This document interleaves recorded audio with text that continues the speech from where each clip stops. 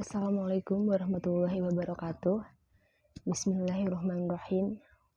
Wassalatu wassalamu ala asyrafil anbiya'i wal mursalin wa habibina Muhammadin wa ala alihi wa sahbihi ajmain. Amma ba'du.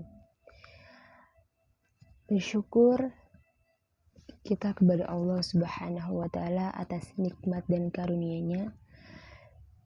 Kita masih diberikan nikmat berupa sempat dan sehat sehingga bisa melaksanakan aktivitas dengan sebaik-baiknya. Begitu besar nikmat Allah Subhanahu wa taala, maka wajib kita mengucapkan alhamdulillahirabbil alamin. Semoga Allah senantiasa mencatat kita sebagai abdan syakur, yaitu manusia yang pandai bersyukur, dan abdan syabur, yaitu manusia yang bersabar. Baik, kali ini kita akan membicarakan tentang penyebab orang korupsi.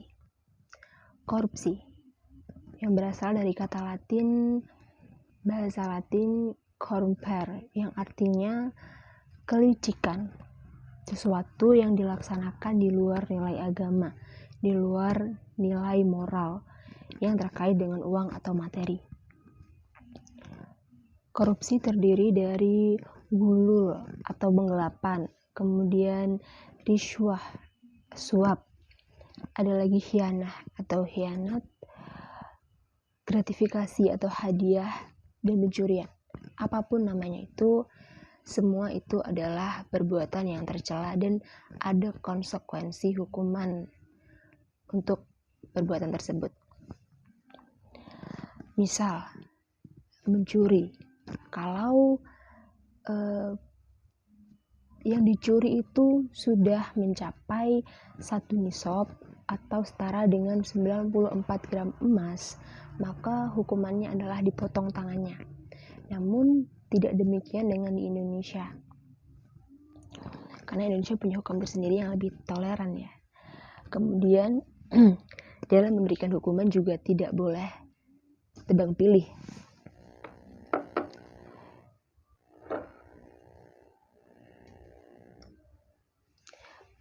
Dalam memberikan hukuman itu tidak boleh tebang pilih. Mau dia anak pejabat, anak presiden, kemudian mau adik presiden atau siapapun itu, ya harus, kalau melakukan kesalahan ya harus dihukum dengan seadil-adilnya. Kemudian kalau mencuri itu sifatnya kolektif, misalnya ada 10 orang yang mencuri uang negara, maka bisa saja hukumannya itu dipotong tangannya. Namun karena Indonesia adalah negara yang toleran, yang tidak menganut hukum Islam, maka Indonesia punya hukum tersendiri untuk menghukum si pelaku kejahatan ini, misalnya dengan ditembak atau dipenjara atau dihukum mati, dihukum seumur hidup, dan lain-lain sebagainya.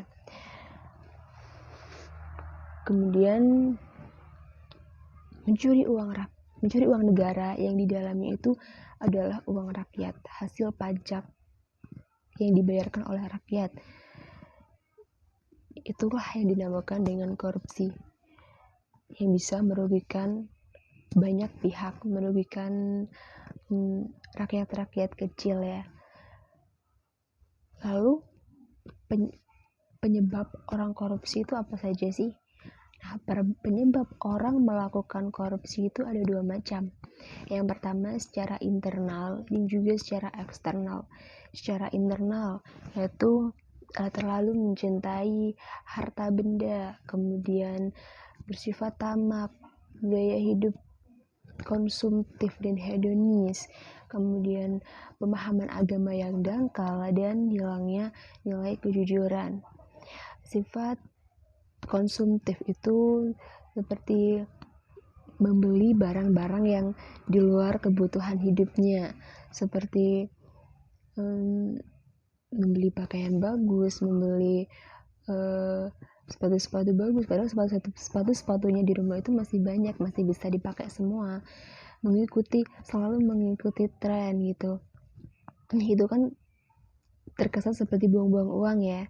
Kemudian gaya hidup hedonis itu menginginkan segala sesuatunya itu harus mewah, seperti baju-baju yang mewah, branded, kemudian sepatu-sepatu mewah, tas mewah, dan rumah yang mewah. Nah, gaya hidup seperti inilah yang akhirnya mendorong seseorang untuk melakukan perbuatan yang dilarang oleh agama, yaitu korupsi, membohong, mencuri, dan lain-lain yang akhirnya bisa merugikan orang banyak dan juga merugikan dirinya sendiri karena ada konsekuensi hukuman setelah itu. Lalu dalam Islam, hukuman orang yang mencuri itu adalah dipotong tangannya. Tapi di Indonesia punya hukum tersendiri yang lebih toleran, yaitu dipenjara. Tentunya dengan tingkat hukuman yang sesuai dengan kejahatan yang dilakukan ya. Kemudian untuk itu yang perlu dilakukan di sini adalah memberikan pemahaman bahwa mencuri itu adalah perbuatan yang dosa. Selain itu, mencuri juga melanggar aturan agama. Kemudian kita menanamkan dalam diri sendiri bahwa kita harus menjadi hamba yang qanaah, mensyukuri segala nikmat, segala rezeki yang diberikan oleh Allah Subhanahu wa Ta'ala. Kalau dalam urusan harta benda, kita harus melihat kepada orang yang di bawah kita. Hal itu mendorong kita untuk senantiasa bersyukur kepada Allah Subhanahu wa Ta'ala. Sedangkan untuk urusan ilmu, kita harus melihat orang yang di atas kita, karena itu mendorong kita untuk selalu semangat dalam menuntut ilmu, karena ilmu itu bermanfaat dan sangat berguna, akan kita bawa sampai mati, akan kita bawa sampai akhirat nanti. Kemudian yang kedua yaitu secara eksternal yaitu adanya kesempatan dan sistem yang rapuh, kemudian faktor budaya, adanya kebiasaan dan kebersamaan, dan penegakan hukum yang lemah. Tapi di sini yang lebih berbahaya yaitu faktor internal yang berasal dari dalam diri kita sendiri. Seperti tadi, sifat yang tamak, kemudian terlalu mencintai harta benda, sifat yang budaya konsumtif dan hedonis, pemahaman agama yang kurang, dan nilai-nilai kejujuran. Maka dari itu, korupsi ini harus diperangi dan dihindari dengan cara kita menjadi hamba yang qanaah. Senantiasa bersyukur, jangan melihat orang yang lebih tinggi untuk urusan harta benda, melainkan kita harus melihat orang yang di bawah kita agar menimbulkan rasa syukur seperti itu. Nah, dari pembahasan kali ini semoga apa yang disampaikan bisa bermanfaat untuk kita semua. Saya mohon maaf bila ada salah kata.